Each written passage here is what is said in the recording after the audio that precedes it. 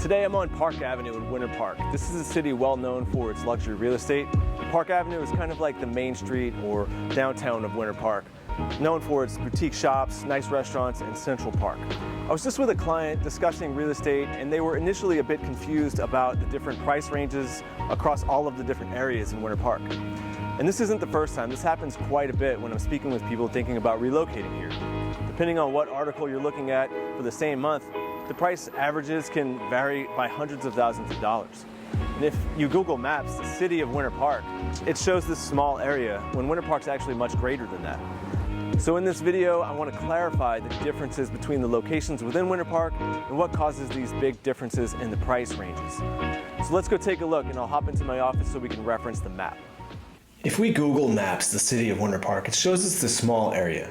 But that's inaccurate. It actually looks like this, much bigger. And that's over two different zip codes. There's 32792 and there's 32789. There's a big difference between both, which I'll explain in a moment. A lot of people don't realize that Winter Park is actually situated across two different counties in Central Florida. There's Orange County, which most people realize, but also Seminole County. There's quite a big difference between living in the 32792 zip code and 32789. A big one is the price points. 32792 demands a much lower price point compared to the 32789 zip code for many different reasons. The 32789 zip code on the Orange County side, this is what most people probably consider to be Winter Park. This is where you're going to find a lot of the luxury estates that exist, especially along the Winter Park chain of lakes. It's where you're going to find Park Avenue, a lot of the restaurants and shops, and even Trader Joe's and Whole Foods are on the Orange County side of Winter Park. So the average home is much nicer in that 32789 side, especially around the lakes. In the 32792 zip code, we'll find a much different type of home. A lot of the homes or subdivisions were built in the 1960s and 70s, often block construction, around 1,300 to 2,000 square feet. They're in too good of a shape to be considered knockdowns or replacement homes at this point. There's also a lot of townhomes and condominiums at entry-level price points. If we're looking at the pricing of homes in Winter Park and we look at averages, it might show as an example something like $650,000 average sale price for the entire city of Winter Park. But if you break that down and look at 32792, it might have a $450,000 average for just 32792, while 32789 may say 1.1 million as the average sale price. I'm just using this as an example. Prices change so quickly, I don't want to say that's the price because by the time you're watching this video, it might be completely different. So other factors that influence the home values around Winter Park are the schools. A lot of people don't realize that there are literally 13 different elementary schools that you may be zoned for if you're living in the city of Winter Park. I know that sounds like a lot for a relatively small city in Central Florida, but check this out. Some areas like the north side of 32789 may feed into Maitland schools, while some areas to the west of Winter Park may feed into Orlando schools, and on and on.